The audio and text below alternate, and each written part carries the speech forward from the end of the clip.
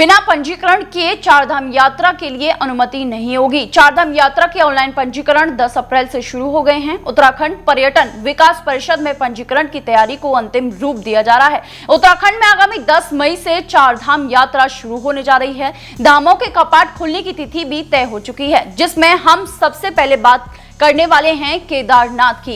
केदारनाथ के द्वार खोलने की प्रक्रिया 6 मई से शुरू होगी। 6 मई को ओंकारेश्वर मंदिर ऊखी मठ से गुप्त काशी बाबा केदार का चल विग्रह पहुंच जाएगा।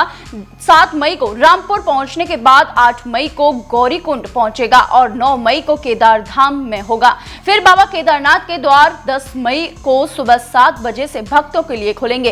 केदारनाथ धाम के द्वार 10 मई को सुबह 7 बजे पूर्ण रीति रिवाज के साथ खोलेंगे। केदारनाथ के बाद सभी धामों के कपाट खोलने की तिथि भी तय हो चुकी है, जबकि यमुनोत्री धाम के कपाट खोलने का समय यमुना जयंती के अवसर पर यानी 14 मई को तय होगा। विकास पर्यटन विकास परिषद ने तैयारियां शुरू कर दी हैं। रजिस्ट्रेशन के लिए 4 माध्यम तय किए गए हैं। यात्रा से पहले पंजीकरण अनिवार्य रूप से कर लें। पंजीकरण में सही मोबाइल नंबर दर्ज कराएं और धामों में दर्शन टोकन ले लें।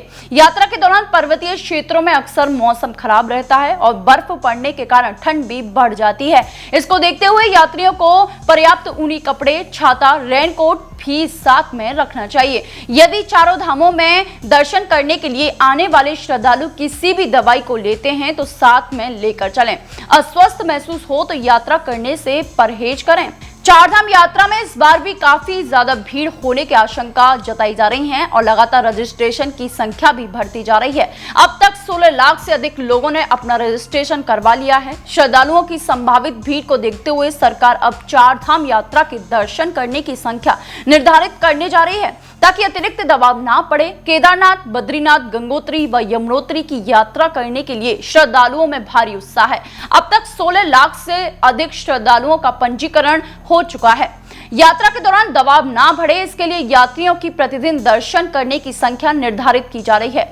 4 धामों की क्षमता और श्रद्धालुओं की भीड़ को नियंत्रित करने के लिए उत्तराखंड सरकार ने ऑनलाइन पंजीकरण के लिए सीमित संख्या तय कर दी है। इसके आधार पर मई माह में यात्रा करने के लिए पंजीकरण फुल हो चुके हैं।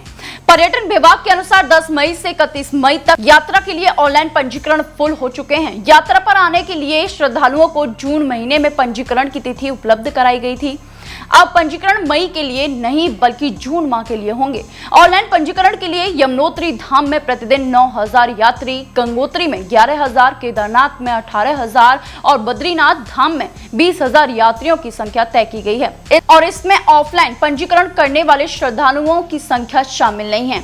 अगर आप भी बद्रीनाथ या चारों धामों की यात्रा करने के लिए उत्सुक हैं तो आप आवेदन कर सकते हैं और वहां जा सकते हैं। नमस्कार।